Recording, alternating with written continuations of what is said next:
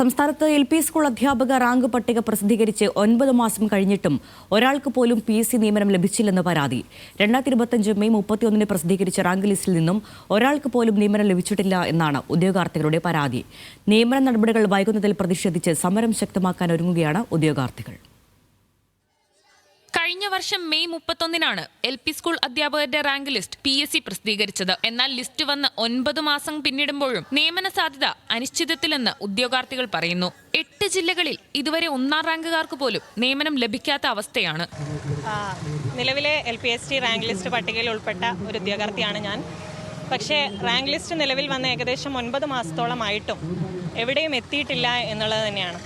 ഇതിനെതിരെ ഒരു സപ്പോർട്ടീവായിട്ടുള്ള ഒരു പ്രതികരണം സർക്കാരിൻ്റെ ഭാഗത്തു നിന്നും അധികാരികളുടെ ഭാഗത്തു നിന്നും ഉണ്ടാവുമെന്ന് തന്നെയാണ് നമ്മൾ പ്രതീക്ഷിക്കുന്നത്. അങ്ങനെ അല്ലെങ്കിൽ തീർച്ചയായിട്ടും മുന്നോട്ട് പോകും.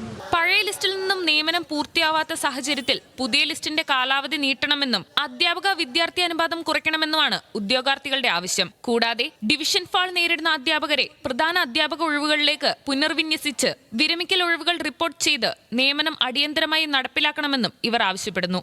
ഈ ഉദ്യോഗാർത്ഥികൾക്ക് കൃത്യമായിട്ട് 3 വർഷത്തിനുള്ളിൽ കിട്ടേണ്ട വേക്കൻസീസ് അവർക്ക് തന്നെ കൊടുക്കണം. അത് കൃത്യമായി റിപ്പോർട്ട് ചെയ്യണം.